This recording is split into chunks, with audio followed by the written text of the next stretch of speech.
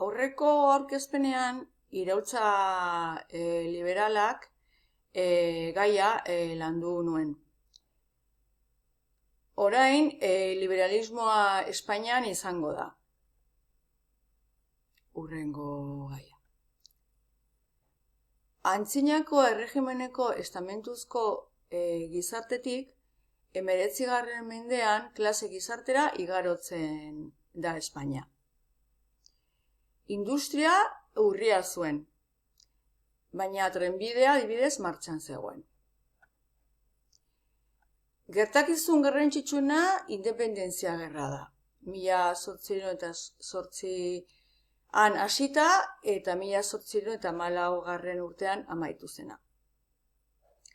Frantziako armada Espainian sartu zenean, Portugal, Ingalaterrako aliatua okupatzeko asmoarekin, Espainian gerra piztu zen, Frantziarren kontra. Napoleonek bere anaia Jose jarri zuen errege 1808 urtean. Herrialde osoan gerrillak antolatu ziren Frantziaren kontra. 1813 urtean Gasteizko guduaren ondoren frantsesak kanporatu zituzten espainolek. Gerrak jarraitzen zuelarik, Espainian Junta Zentral Gorena Kadizen bildu zen, 1812ean. Lehenengo konstituzioa idatzi zen. Bodere banaketa, sufragio universala, erregimen zarra amaitzea eta eskubideen deklarazioa ezarri ziren.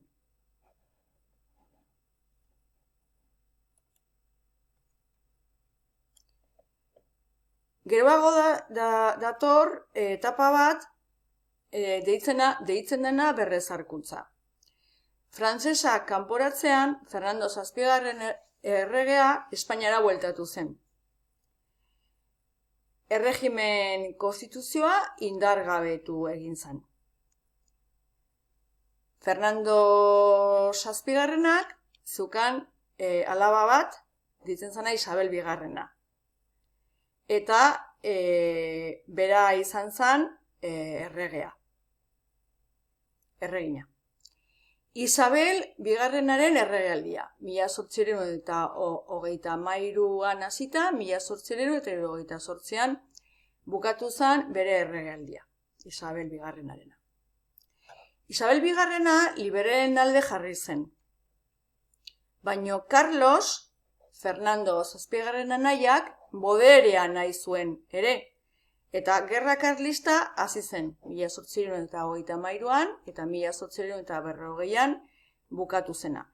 Hiru gerra karlista izan ziren, baina hemen dagokiguna hau da, 1833, 1840 artean eman zana. Bi alderdi liberal zeuden Isabel Bigarrenaren erregaldian, moderatuak eta progresistak. Gobernua aldatzeko pronunziamendu militarren bidez egiten zen.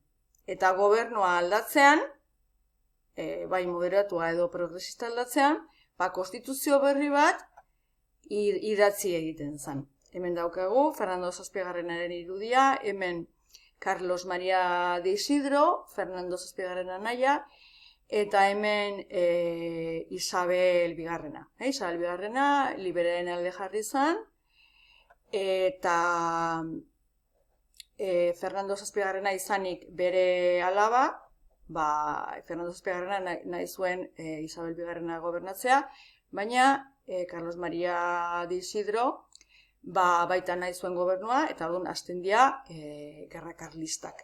Gerra karlista izena dator hortik, Carlosen gandik.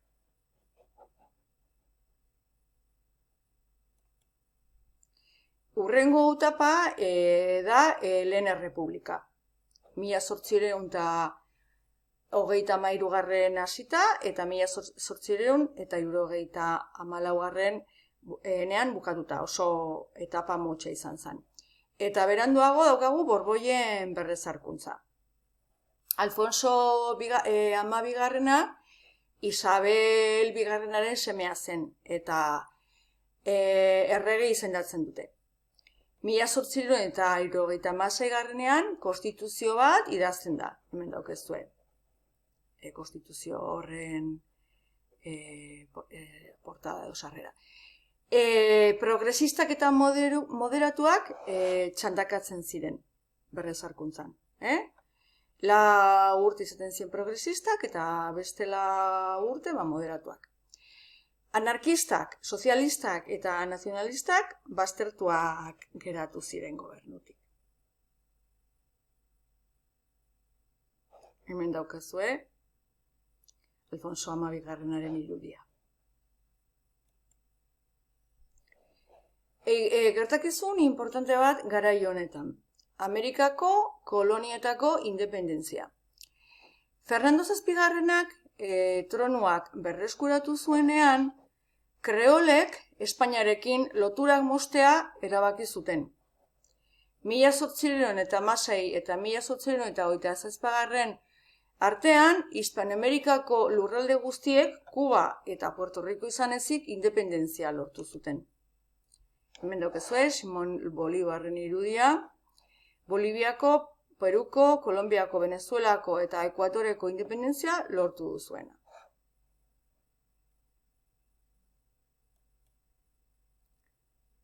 Liberalismo Euskadin.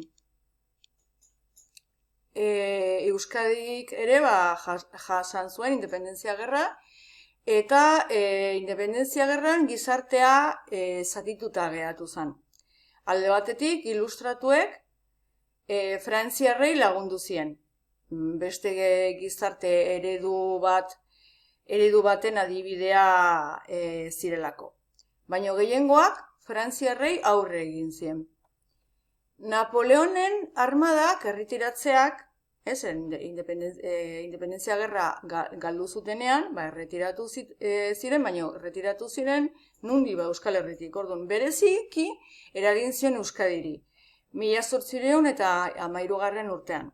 Hemen daukagu, Gasteizko gudua, San Martzialgo gudua eta Donosti setiatu zutenean abuztuaren 31. Hemen daukezue Donostiren setioa. Karlistadak eragin handia izan zuten Euskal Herrian. Gerra hauetan bi bando zuen. Alde batetik karlistak, joera konservadorea eta monarkia absolutista defenditzen zuten. Beraien lemazan jainkoa, aberria, erregea eta fueroak. Dios, patria, rei y fueros. Euskal Herrian, landa eremuetan batez ere, karlista asko izan ziren. Apuntatu ziren bando karlistan. Baita Kataluniako iparraldean, Aragoi eta Maestrazgoan. Liberalak berriz hirietan mantentzen ziren. Bilbo, Donosti eta Gasteiz. Baina esan bezala, karlistak landa eremuetan asko izan ziren, gerra egitera joan zirenak.